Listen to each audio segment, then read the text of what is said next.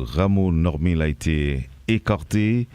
André Jonas Vladimir Paraison devient depuis vendredi le nouveau DG de la PNH, une décision prise lors du premier conseil des ministres sous l'ère de Laurent Saint-Cyr.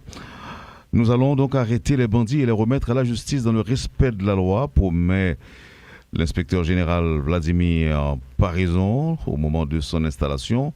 Le nouveau chef de la PNH, en revanche, sollicite un appui solide du CPT et du gouvernement afin de permettre aux policiers de mieux accomplir leur mission sur le terrain. Avant d'écouter les propos de Vladimir Paraison en tant que nouveau chef de la police nationale, messieurs, accueillons le colonel Imler Rébu pour quelques commentaires. Oui, le colonel Imler Rébu qui fait des analyses sur les questions sécuritaires avec nous. On va lui demander, colonel, est-ce que nous cas émettre des attentes avec nouveaux changements qui gagnent dans tête la police là? Jeudi, bonjour, bienvenue sur Métropole. Bonjour à toute l'équipe de Métropole, bonjour à tous ceux-là qui nous écoutent. Bon, généralement, les changements, c'est toujours un moment de promesse, assez souvent soutenu par une conviction de départ. Mais à côté de tout ceci, il y a la réalité du terrain. Bien sûr qu'on connaît les capacités techniques du nouveau DG de la PNH. Mais ce n'est pas les capacités vendues à Rameau Normil qui nous a conduit à des échecs successifs. Quel qu'il soit le meilleur général que vous engagez dans une stratégie elle-même erronée, les résultats ne peuvent pas être au rendez-vous. Naturellement, nous connaissons, j'ai travaillé par 2 reprises avec M. Paraison, d'abord pour la planification de la sécurité pour l'installation du président Jovenel Moïse et une deuxième fois pour l'installation du CPT. Donc ces compétences techniques ne peuvent pas être mises en question. Maintenant, pour bien comprendre ce qui va se passer, il faudrait se référer un peu au dernier discours public, d'abord du gouverneur Fritz Alphonse, qui nous avait avoué que les opérations réelles n'avaient commencé qu'à partir du mois de novembre 2024. C'est une déclaration extrêmement importante qui nous dirait que l'infrastructure qui a été mise en place pour réfléchir à des réponses sur la question de sécurité ne s'était pas mise en branle. Deuxièmement, Fritz Alphonse, au cours de ses nombreuses dernières interventions, nous a dit qu'ils travaillent avec eux, une ou un stratège ayant fait des études. Maintenant, si les résultats de cette ou de ce stratège sont ceux que nous avons là, il faudrait revoir les dossiers. Pour une raison simple. Si on a tout ce temps-là avec le dossier de l'insécurité, avec une avancée fulgurante et toujours organisée des bandits, sans aucune action offensive décidée par le pouvoir, parce que jusqu'à présent, le gouvernement n'a jamais fait que courir après les bandits, qui posent des actions, qui déterminent des territoires et qui forcent l'État à courir, à partir à sa poursuite. Il n'y a jamais eu d'action décidée par l'État lui-même. Je parle d'action offensive ou défensive, ou mixte. Donc, s'il y avait vraiment un stratège, le CPT gagnerait à questionner la voie vers laquelle ou sur laquelle cette stratégie-là nous a conduit. Ensuite, il y a eu, parmi les déclarations de M. Jean, une sournoise campagne qui a précédé l'arrivée de Laurent Séquille. Et je dirais une campagne insidieuse et de très mauvais goût, qui pourrait avoir des conséquences très graves dans le tissu social haïtien quand il a tenté de poser le problème et de couleur au sommet de l'État. Très certainement, je vais dire tout à l'heure un mot concernant M. Laurent Saint-Cyr, mais pour la question de la sécurité, je n'ai pas de données en main me permettant d'être radical, à part les compétences connues de M. Barizon. Alors, Colonel Ribu, si nous comprenons bien, et démarche en résumé, on va expliquer nous que c'est pas un problème de compétences qui était gagné avec Normil Rameau, mais c'était un problème de stratégie de l'État et de moyens. Le souci, c'est que avec le changement de Vladimir Parizon, et déjà gagné un pile changement nous qui est annoncé dans tête la police là et comme ça gain sensation que il y a une solidarité qui se fait autour de Parizon. Il y avait aussi un problème de solidarité avec Normil Rameau à ce niveau? Bon, Normil Rameau était engagé dans un concept stratégique erroné. Et Parizon court le même risque si le concept stratégique ne change pas.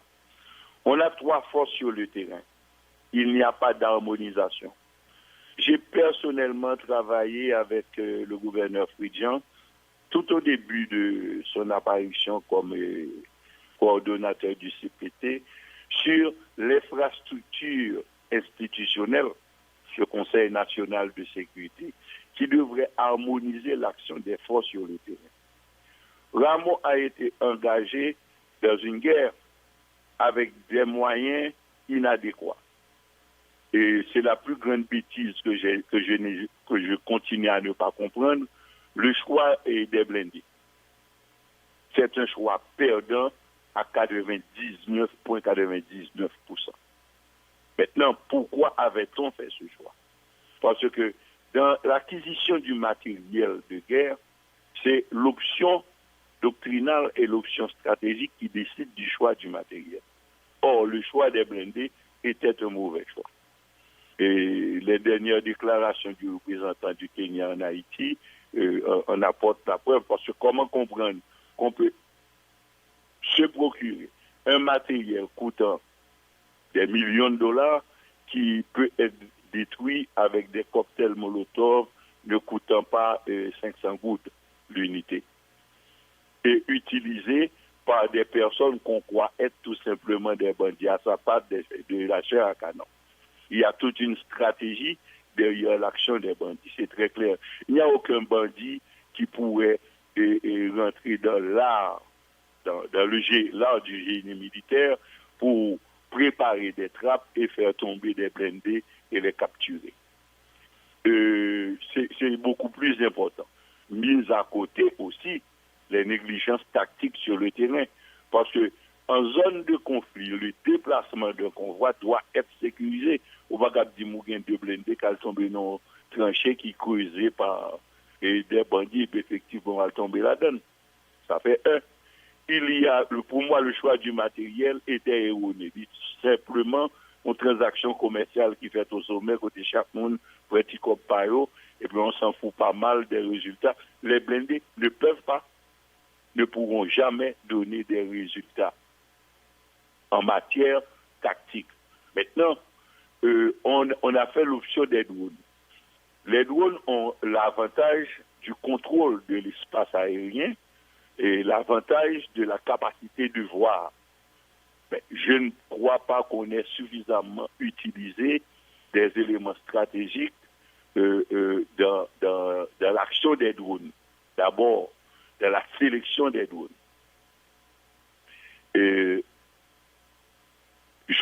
On me demanderait mon avis, j'aurais conseillé une approche totalement différente dans l'acquisition des drones. Car il y a des drones pour toutes les situations et je crois que l'option qu'on a mise en branle n'est qu'une option dévastatrice et en matière de drones, c'est la précision qui doit compter. Parce que s'il y avait un seul criminel connu qui aurait été atteint, cela ferait un effet psychologique beaucoup plus important que d'avoir 50-60 personnes qui auraient été tuées ou par contre qui mourraient. Et quand on rentre dans les décomptes, généralement on n'a pas autant d'armes que de personnes abattues. Et on est dans une mauvaise stratégie. Même quand les drones, c'est la solution. Les drones, c'est la solution. Mais les drones, c'est la solution si on l'accompagne d'actions terrestres. Alors, colonel Rebu, est-ce que jeudi, nous a dit avec ce virage que prend le CPT avec Laurent Saint-Cyr, situation t'a dû atténuer et il y a des actions qui t'a dû poser comme si pour vous on signale au niveau sécurité ou parler de stratégie à qui doit ou parler de compétences et stratégies que ou littéralement mettez en question, mais action qui t'a doit poser au là qu'on y a là pour voir un signal en attendant que bandit commence à tomber Jean Mounio vle ou là qui ça doit y. Bon, moi je ne rentre pas dans ce concept-là. C'est la Mabdou pour bon approche doctrinale sur question. Tout le monde en dans théorie, le tabac a vu des bandits à terre. Oui, cela peut se faire.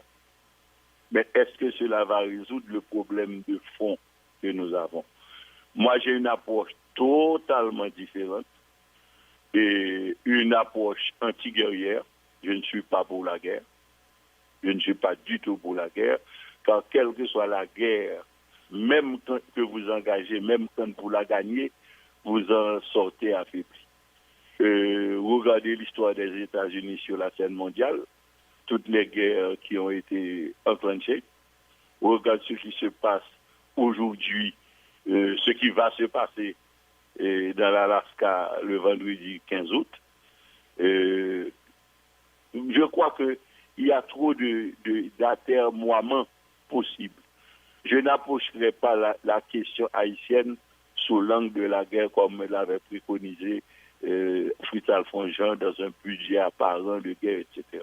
Je ne pense pas que la bonne solution soit là. Mais si c'est l'option qu'on prend, et on tente de décrire Laurent Saint-Cyr comme le nouveau stratège qui va enclencher la guerre finale. Attention pour que cela n'ait pas l'air d'une guerre de mulâtres contre les Noirs, comme l'avait un petit peu soulevé Fritz Alphonse Jean.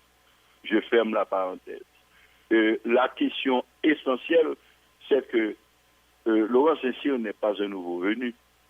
Laurent Saint-Cyr est là pour et au nom de la société civile depuis le premier accord du 11 septembre. La société privée, commerciale, d'affaires, si vous voulez, est signataire de l'accord du 21 décembre, signé le 21 décembre 2022 avec Ariel Henry. Ils ont tellement été partis de ces accords-là et ont été physiquement représentés par Laurent Saint-Cyr, et au point que Laurent Saint-Cyr, c'est le président le plus et au plus longtemps dans l'histoire contemporaine.